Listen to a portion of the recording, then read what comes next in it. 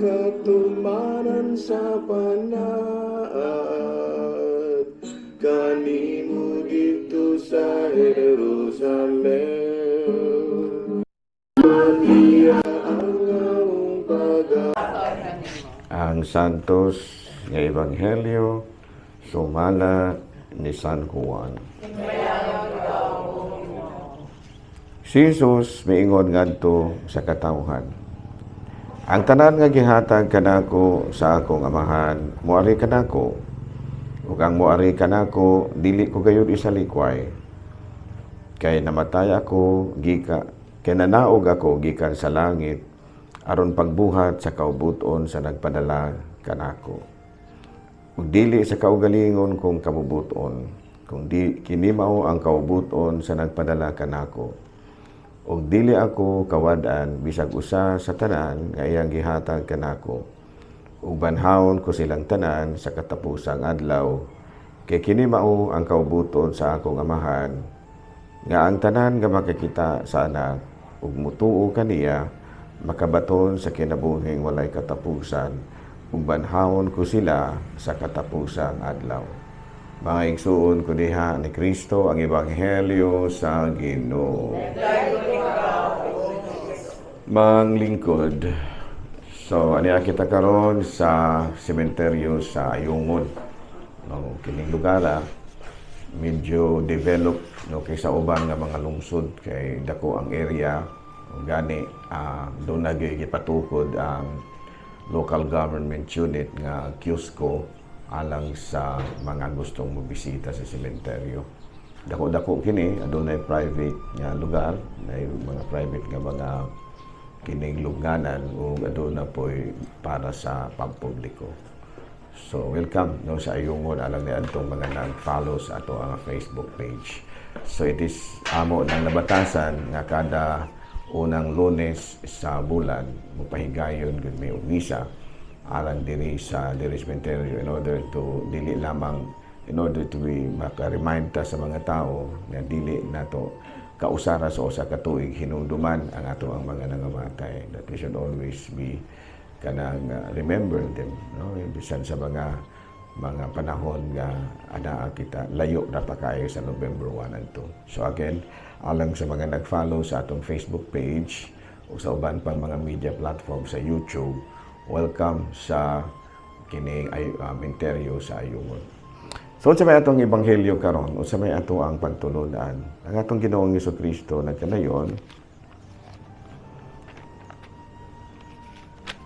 matod pa niya, ang tanan nga gihatag kanako sa akong amahan, muari kanako, ug ang muari kanako, dili ko gayud isalikway. Sa ato pa, karong mga gutloa sa atong kinabuhi, niduol kita sa Dios dili para sa ato ang kaugalingon kung dili para sa atong mga nangamatay. No, akong gibalik-balik kanunay labi na gayon ang may Sunday masses. After the mass, doon ako reminders sa mga tao nga kaniadto giatiman kita sa mga atong mga mahal sa kinabuhi, no, naingon kita niini, no, nalambo ang atong panginabuhi, no, na mga professional kita, nilambo ang mga negosyo daghan panguban. So karon kapatay na sila, no, dili nato sila kalimtan. Sila kita na pod ang muatiman kanila pinaagi sa atong mga pagampo. Ako nang balikon kay akong istorya. When I was assigned in kining Shatten, no, kini para ni sa mga pamakadungog ni ini. There was one time nga I decided nga mubisita ko sa Mantikil. Kanang Mantikil, medyo layo-layo na isang lugar. I think mga 20 kilometers from the highway. So nakahuna-huna ko ato kay medyo bata-bata pa. Bata-bata pa man ko on my first year sa ako ang ordination. That was 28 years ago. Sa ito pa, medyo may kaya pa. So I decided nga mo adto ko dito nya doon ay usa ka tawo nga akong giingnan nga taga-asa man ka taga Mantikil ko.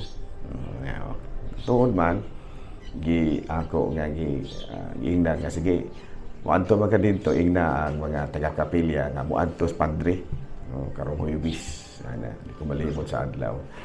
So I went there, lakaw. Lakaw 23 kilometros sa akong naginaingon bata-bata pa. Pag-abot nako sa kuan kining Mantikil, lo and behold, pag-abot nako sa kapilya, walay tao ang kapilya. Kaya nga naman, wala man di ay mo angat tong akong giingnan. No, I don't know kung nalimot ba dagway or unsa ba. No, so wala siya ni adto. So walay tao, you can just imagine my frustration nga naglakaw kag 20 kilometros bukid pa nya only to see nga walay tao ang kapilya. Wala kay kaon, wala ka talagang gutom kayo. So ang nahitabo, wala ra gyud, wala, there's nothing. So nakahuna-huna ko nga wala may mga buhi nga naa dinhi karon muadto ko sa mga patay. So diha may bata nga dagan-dagan. Nagduludagan dagan ini ko. So dapat di ba? Ano Cho may tawag niya nako siya. Kuyo katulor ka sementeryo dire. Ito ato, kung delikado ni. Kaya nga naman, simod ba yung gitudlo? Kung sa ato pa, medyo layo-layo yun eh. Bigani kanikuyog po ng bata. Pag-abot na ko dito, dili menteryo akong nakitaan. Kakinibang mga kakugnan ba? Nakatong yung kakugnan nga, medyo kakugnan yung kayo, kaya naapag yung mga uway. Kapag mo mga uway, kanang vine man na siya nga himuon nga kuan. Nawi kanang iatop sa una. Daghan pa na kay dito. Unya pero pagsulod na ko dito, kakugnan man na ay mga lubnganan kay tabundo man. Yuta ba nga bundo gamay na bundo gamay, and then giugsukan og mga krus. Kabalo ka kinsay tag-iya itong mga lubnganan na di ay ang mga pikas, taga-pikas, kay kanang lugar, critical area day na sa una, kanang Mantikil, naggira day ang mga, munang namingaw, kay naggira day sa una, ang mga army o ang taga-pikas. So, unsay nahitabo, mass grave, may mga mass grave day dito, lubnganan dito. So wala man yung ko'y, ako ra pong usa. Nangita ra po kong takong bato, dito ko nagmisa. Misa ko dito, pag humana akong binditahan ang mga lubnganan. Kuhan kayo ito, kanang memorable dito kayo nako. Titahan na, daghan kayo, may mga lubnganan kayo na, may mga krus. Sige, bindita, tuyok. Pag human, ulit na ko, lakaw. Kaya ulit na po ko, galakaw, ragyapon ko. Ingon ko na sa una, 20 kilometers, siguro 21 or 23 kilometers, angaton pa. Okay, pag human, wala na, lipay-lipay sa ko, pero medyo na ako'y gamayng murag kasuko itong akong giingnan, kaya wala man siya, ni tando-tando man, pero okay ra. After mga 2 or 3 weeks, dito ni Anton ako nga kinibitaw gulang sa padre dito dahil ka sa kuan sa Mantikil ko ingon akong uyuan, salamat ko no ba hay may mong uyuan doon sa patay naman gipadamgo dahil kuno siya sa iyang uyuan nga dito gilubong niya nagpasalamat siya nako nga muna nga the first time nga nabinditahan tong lugar unya namisahan. So from that time on, I realized nga importante gid ay kayo ang pag-ampo alang sa mga minatay, no? Nga sila gid ay nanginahanglan gyud pag-ampo alang kanatong mga bukid. So siguro usa ka na sa mga ginaingon nato nga mga tulumanon nato isip mga nahibilin nga dili kita dili na mo sulod na mo dire kay ulan na po. Dili nato bantay Kamil. Bantay nang ko di maigo. Oops.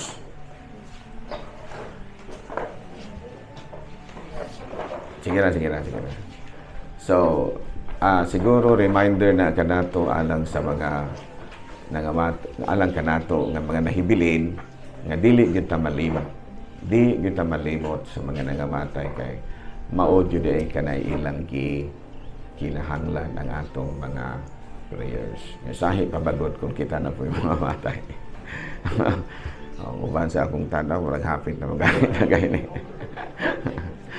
Dili man ta makaingon nga may pa kong lawas, dil dugay pa ko, nagani gilubong itong usang adlaw nga usa to yung sakit. Ay gamay ra kay isang sakit pero tungod kay wala man gipatambala na unta kuno to og doktor. Unya kay naayo-ayo na. Nga diha may kunoy apuhan nga medyo po believe kay sa mga arbolaryo. Gipa imbis nga mutumar sa mga gitawag na to maintenance, wala na kay katuna lamang gihatag sa arbolaryo. Perting pataya. Batang pagayo ana. Tikig in taon si sister. No nga naman. Kanang doktor kuan gyapon na sila, sent by God gyapon na sila. No, para nga medyo matambalan ta. So, sent by God magyapon ning mga arbolaryo pero naa pa magpagoy doktor. So, ug ato naman lamang paining lisan, kay ibabinisayan, ato na po lamang paining lisan. Okay, ang upan pabinisayan naman yun nila. Yo, naman po paining lisan po. Kung madala og paining sikan, mas maayo gani. Kung ano man, naman po yung mga Chinese medicine. Usahay atong pabinisayan atong sakit, usahay ato pod nga paininglisan, usahay ato pod nga paininsikan. Dili nato tinuplukan. No, kaya may mga tuplok, ningon siya nga, ay mga tuplok ka bahig sakit. Ngayon siya niya, tigahapon ba? Mura manuong ko gihilantan. Nya, sa may imong gihimo. Nitumar na po lamang kog murag tambal. Unya, mura na po lamang kog naayo. Mura kag nabuang. Na biday mura-mura na. Dili ni mo tinuplukan ng sakit. So, mura mo kog gihilantan. Nitumar na po lamang kog murag tambal. Mura raman po kog naayo. Bantong ra mura kag nabuang. Kaya naman. Imo mang tinuplukan na imong sakit. Ayaw tulog tinuplok kay sakit. Patyon ka na o dili magkadimaw ng imuhang mga gitawag nato og respond or pagtubag niya ng maong problema. Okay, klaro? Sa manindog palihog. Ang Ginoo. Amen. Maglingkod.